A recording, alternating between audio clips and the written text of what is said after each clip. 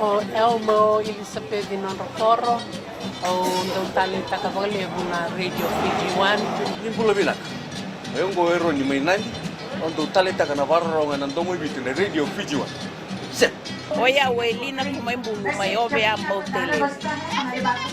Ndong tali takanavarro nga na Radio Fiji One. Nandong mo bitin na wonga ni biyan. Bola na lango nga tsetse bala. Wanga Jackson nandi kima mindo tale taka na waroronga na Radio Fiji One. Na Radio Fiji One nandu mo ibiti na bonga ni BNN.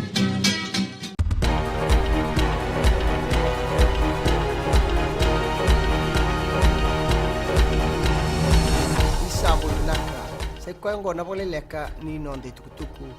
Sabang alala tiki koyo biti may na dinati watoka na Pacific Agreement on Closer Economic Relations se PESA Plus. Boni tukutuku paganditaka o faya square na minista ngarawa na bibuli na nonda banua katomane ni sang ni wakati koya na kiana bital no tagi na tikinongo na Pacific Island Forum Leaders Meeting kawaidhuru tiko na Federated States of Micronesia ni kuwa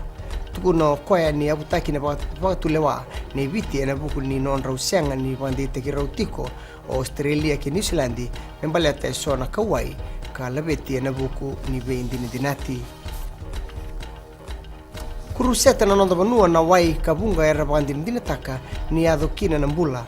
toka na koro o na tanrandabe en na boli ku ke telebu rongo dina keni tuku ni oira era bondo yani na wheelchair era tombale ni rasa silimoti na wai waya wakakina oira na tobi mate ni kuli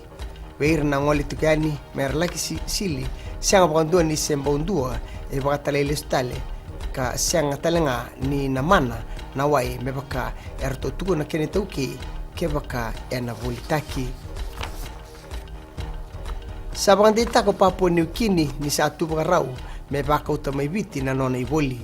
tuku no Richard Maru na minista ngaraw na beka baka bisnisi may PNG ni sa tuba rau mebetal noa kena na timi ena ngoleani ena nonda bonua oya ena madho katumai sa matata tiko ni rausa na biti ena moniti ni madho katumai o nabitalai tui buniwai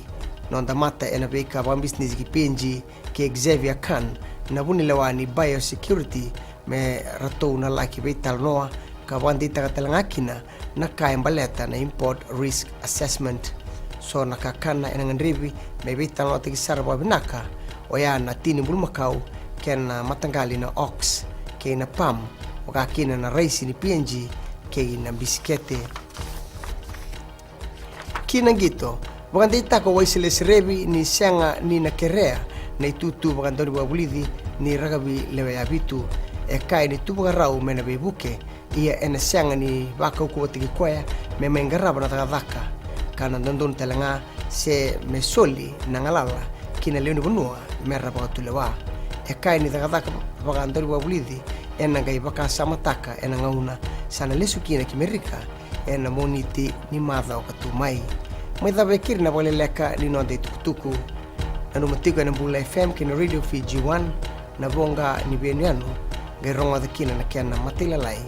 ni mataka na nonda bata na kalungata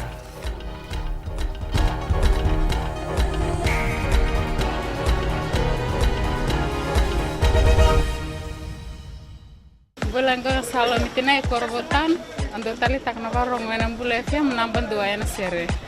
Volvina gua saukuru todo tali tak na Mbula FM Nimbula narango labinia tau keni koro na kasi ando bakro na Mbula FM namban dua na sere Bolavinaka ya makereka mainandi na SBA na Mbula FM namban dua na sere Ba korbo ta sanga talen don station ni rolerua namban dua na Mbula FM namban dua na sere Bula FM namban 2 na sere